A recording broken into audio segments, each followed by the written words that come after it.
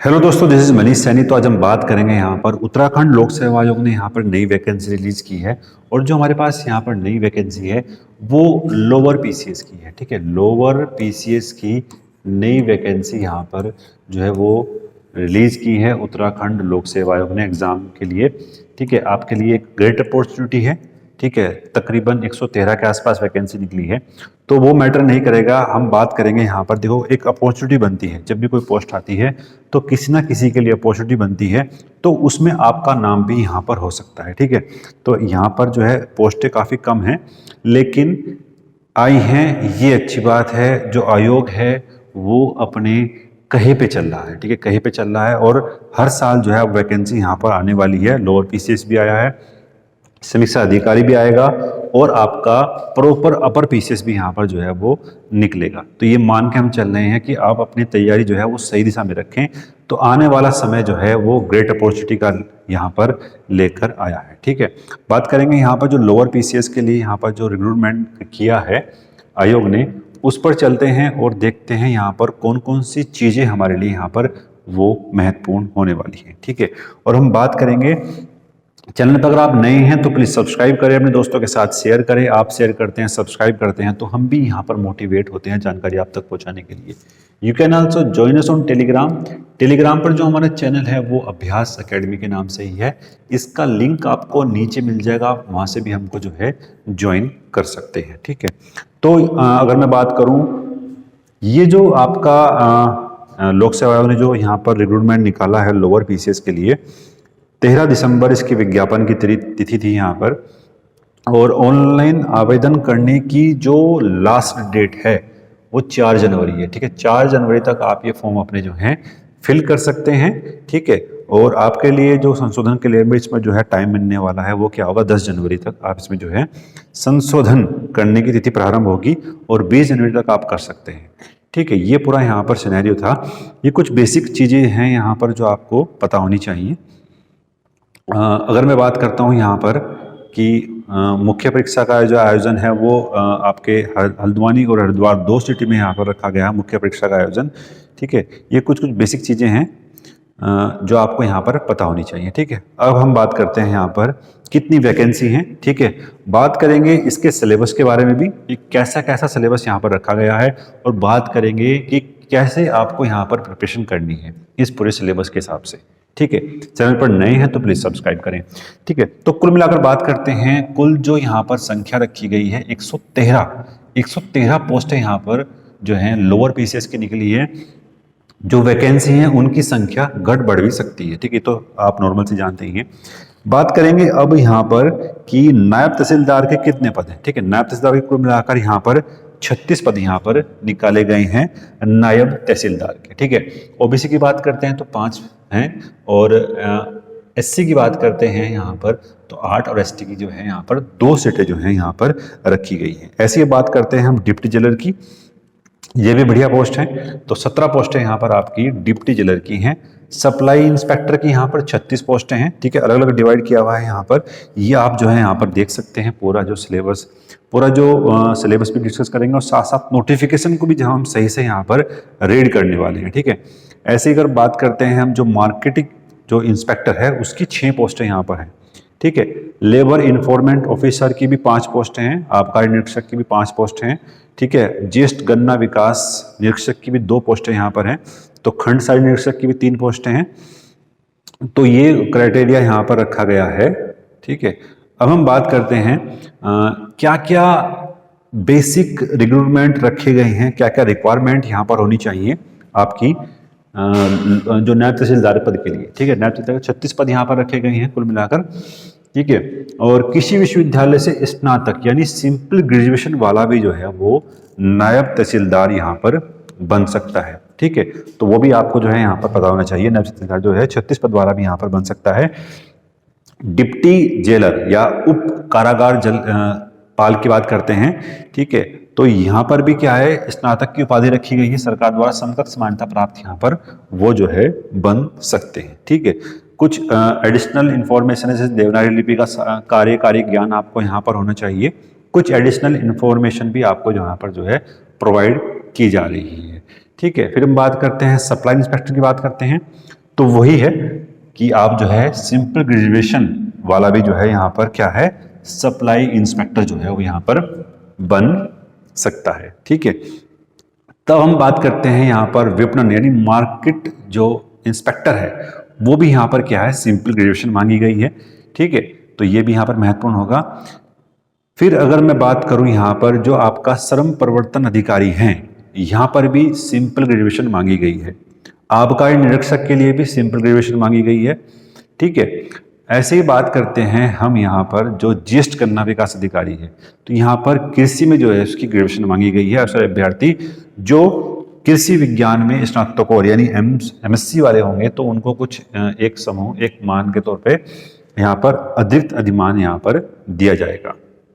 गन्ना विकास निरीक्षक के लिए भी यहाँ पर स्नातक मांगा गया है।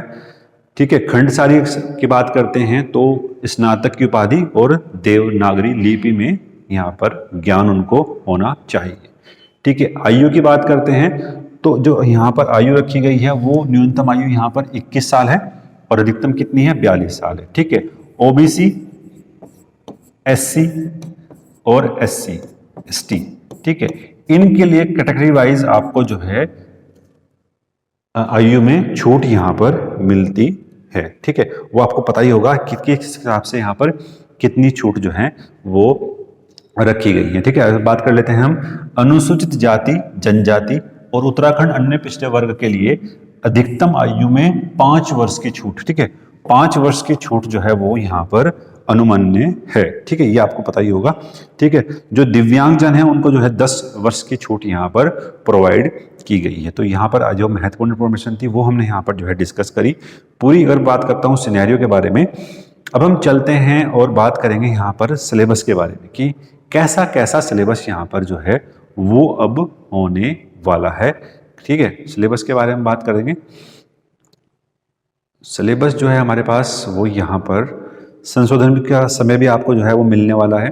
फीस की बात करते हैं तो कुल मिलाकर 172 रुपये जनरल कैटेगरी ओबीसी और आपका आर्थिक ईडब्ल्यूएस वालों के लिए भी 172 रुपये जो है यहाँ पर वो जो है फीस जो है वो रखी गई है 172 रुपये। ठीक है, वो यहाँ पर रखा गया है। तो ये महत्वपूर्ण चीज़ थी आप लोगों के लिए। अब हम बात करते हैं यहाँ पर आपके सिलेबस। ठीक है, मुख्य परीक्षा होगी और यहाँ पर साक्षात्कार भी होगा। ठीक है, बात करते हैं प्रारंभिक परीक्षा, लिखित परीक्षा और साक्षात्कार। 75 नंबर का आपका यहाँ पर इंटरव्यू होने वाला है, तो ये भी आपको याद रखना है। इंटरव्यू जो होगा आपका वो यहाँ पर 75 नंबर का आपका यहाँ पर इंटरव्यू होगा। अब हम बात करेंगे यहाँ पर आपके सिलेबस के बारे में। ठीक है, तो बात करते हैं प्री में। प्री की अगर बात करूं तो यहाँ पर आपके 150 अंकों का कि 150 अंकों की परीक्षा होगी, 2 घंटे होगा और प्रश्नों की संख्या कितनी होगी, यहाँ पर 150 होगी। ठीक है, प्रारंभिक जो परीक्षा होगी वो आपकी स्क्रीनिंग परीक्षा है। ठीक है, स्क्रीनिंग परीक्षा यानी छठवीं परीक्षा आपको उसको बोल सकते हैं, छठवीं परीक्षा होगी। जो आपकी मुख्य परीक्षा होगी वो लिखित प्रकार की होगी। ठीक है, लिखित प्रकार की होगी। और यहाँ पर जो मुख्य परीक्षा की बात करते हैं तो कुल मिलाकर 4 प्रश्न पत्र होंगे। पहला जो प्रश्न पत्र होगा वो भाषा यानी हिंदी का होगा, दूसरा जो होगा वो निबंध का होगा और तीसरा जो होगा हमारे पास वो सामान्य अध्ययन का होगा और सामान्य अध्ययन द्वितीय का होगा।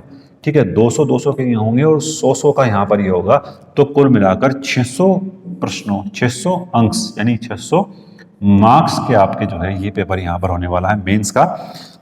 और आपका अगर मैं बात करूँ इंटरव्यू के लिए, तो इंटरव्यू के लिए आपको जो है यहाँ पर 75 अंक रखे गए हैं। ठीक है, व्यक्तिगत परीक्षा इंटरव्यू के लिए यहाँ पर आपके कितने 75 मार्क्स का आपका यहाँ पर इंटरव्यू होने वाला है। ठीक है, बहुत बेसिक तरीके से हम बात करेंगे यहाँ पर कि आपको सिलेबस को जो है यहाँ पर किस तरह कवर करना है। सिलेबस की बात करते हैं।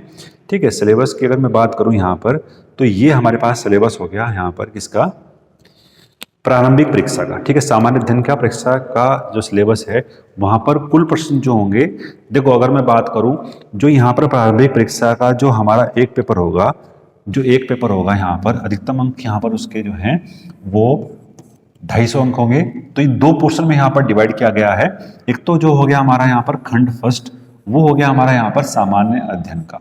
ठीक है, और जो हमारे पास यहाँ पर खंड सेकंड रखा गया है वो हो जाएगा आपका सामान्य बुद्धि परीक्षण का। ठीक है, सामान्य बुद्धि परीक्षण का।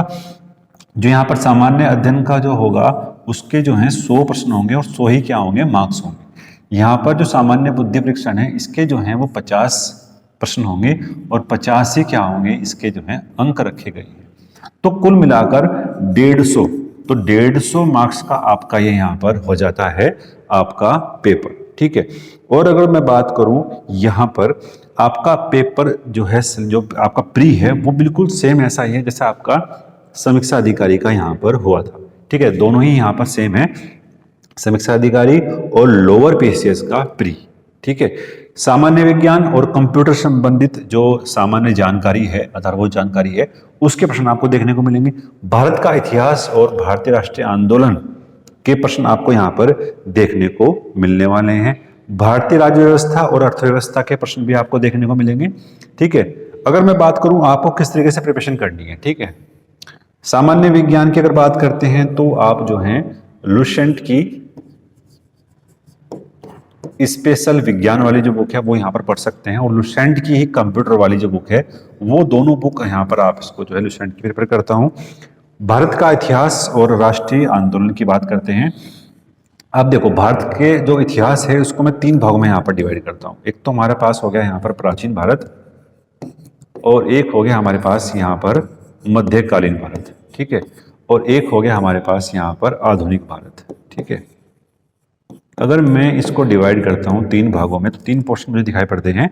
इन दोनों पोर्शन के लिए मैं आपको प्रेफर करता हूँ यहाँ पर एनसीईआरटी, ठीक है, एनसीईआरटी। और इस वाले पोर्शन के लिए जो आपके पास स्पेक्ट्रम वाली बुक है, ठीक है, स्पेक्ट्रम, और प्लस यहाँ पर जो है आपका घटना चक्र, ठीक है। घटना चक्र में आपको तीनों पोर्शन मिल जाएंगे, तो आप वहां से जो है अपना भारत का इतिहास और भारतीय राष्ट्रीय आंदोलन जो है वो कवर कर सकते हैं। तो ये बहुत ही जो है महत्वपूर्ण चीजें हैं, बहुत ही महत्वपूर्ण जो है सोर्स आपको मैं बता रहा हूँ, ठीक है। फिर मैं बात करता हूँ यहाँ पर भारत की राज्य व्यवस्था, ठीक है।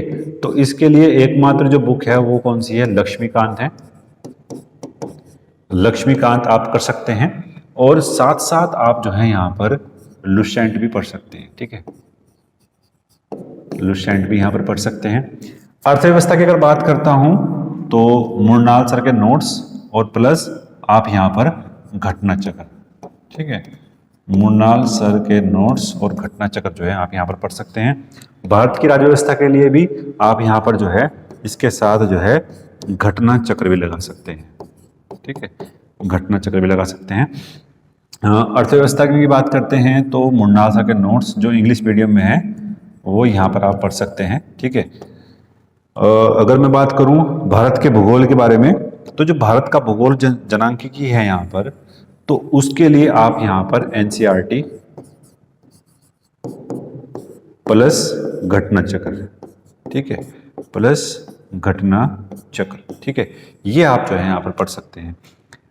समसामयिक की घटनाओं के लिए कई सारी मैगजीन आपके जो है मार्केट में है, आप वो भी यहाँ पर प्रेफर करता हूँ कि कोई सी भी एक मैगजीन यहाँ पर आप पढ़ सकते हैं अपने अपने हिसाब से, जो आपको यहाँ पर लगता है कि वो मेरे लिए सही होगी, तो आप उसको जो है यहाँ पर कवर कर सकते हैं, ठीक है। फिर हम बात करते हैं हमारे पास यहाँ पर जो उत्तराखंड का इतिहास है, और फिर हमारे पास उत्तराखंड की संस्कृति, उत्तराखंड का भूगोल जानकी, और यहाँ पर जो हमारे पास बचता है प्रशासनिक व्यवस्था की ऐतिहासिक पृष्ठभूमि, आर्थिक परिवेश, आर्थिक और सांस्कृतिक संसाधन, ठीक है। इसकी अगर मैं बात करूं उत्तराखंड के लिए, उत्तराखंड लोक सेवा आयोग जो हम बात करते हैं यूकेपीएससी के लिए, केवल और केवल आप जो है परीक्षावाणी भी यहाँ पर है, परीक्षावाणी एनफ है यहाँ पर उत्तराखंड लोक सेवा आयोग के लिए। उत्तराखंड अधीनस्थ जन सेवा आयोग में जो उत्तराखंड के प्रश्न हैं उसका लेवल थोड़ा सा अधिक किया गया है, ठीक है, अधिक किया गया है। ये यहाँ पे तो आपको थोड़ा सा एक्स्ट्रा पढ़ना पड़ेगा, लेकिन जो हमारा उत्तराखंड लोक सेवा आयोग है इसके लिए आप जो है परीक्षावाणी एनफ होगी, ठीक है, आपको मेरिट में आराम से ले आएगी, तो वहाँ पर आपको कुछ अधिक पढ़ने की आवश्यकता नहीं है उत्तराखंड के लिए। केवल और केवल आप परीक्षावाणी पढ़कर भी जो है सिलेक्शन ले सकते हैं, और कई लोगों ने यहाँ पर वो लिया भी है, ठीक है। अब हम बात करेंगे यहाँ पर सामान्य बुद्धि परीक्षण के बारे में। ठीक है, सामान्य बुद्धि परीक्षण के कुल मिलाकर यहाँ पर 50 प्रश्न होंगे और 50 ही क्या होंगे, अंक होंगे। ठीक है, 50 प्रश्न होंगे और 50 ही यहाँ पर क्या होंगे, अंक होंगे।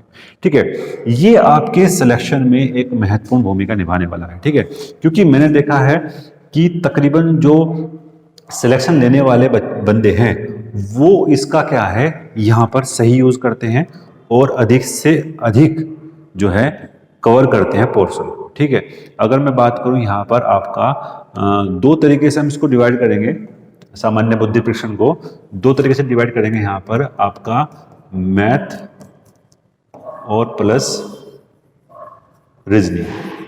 ठीक है, मैथ प्लस रीजनिंग। ठीक है, मैथ के आपको यहाँ पर प्रश्न मिलेंगे 15 प्रश्न मिलेंगे और रीजनिंग के आपको तकरीबन यहाँ पर 30 से 35 प्रश्न मिलने वाले हैं और यहाँ से आपको 15 से 20 प्रश्न जो है वो मिलने वाले हैं। ठीक है, तो तकरीबन यही आंकड़ा जो है अब तक पेपरों का रहा है और वही जो है यहाँ पर आगे चलने वाला है। ठीक है, बात करते हैं यहाँ पर किस किस तरीके से प्रश्न आपको देखने को मिल सकते हैं। जैसे आपके नॉन वर्बल रीजनिंग होगी, वर्बल रीजनिंग होगी, निर्णय लेना, डिसीजन मेकिंग, दृश्य स्मृति, विभेद, अवलोकन, संबंध, रिलेशनशिप और गणितीय तर्क। ठीक है, शाब्दिक और चित्रात्मक परीक्षण, अंकगणितीय संख्या श्रृंखला। तो ये प्रश्न आपको जो है वहां पर देखने को मिलने वाले हैं सामान्य बुद्धि परीक्षण के। आपके एग्जाम के लिए बहुत ही महत्वपूर्ण और चीज़ों को हम यहाँ पर आपके साथ आगे भी डिस्कस करेंगे। तो अगर आपने चैनल को सब्सक्राइब नहीं किया है तो प्लीज़ सब्सक्राइब करें, अपने दोस्तों के साथ शेयर करें। ऐसे ही महत्वपूर्ण जानकारी से जुड़ने के लिए आप हमारे टेलीग्राम ग्रुप को भी ज्वाइन कर सकते हैं। वहाँ पर लगातार जो है क्विज भी चल रहे हैं और साथ साथ कुछ करंट अफेयर की जो आपको जानकारी है वो भी वहाँ पर आपको मिलती रहती है। तो मिलते हैं नेक्स्ट वीडियो में। धन्यवाद, जय हिंद।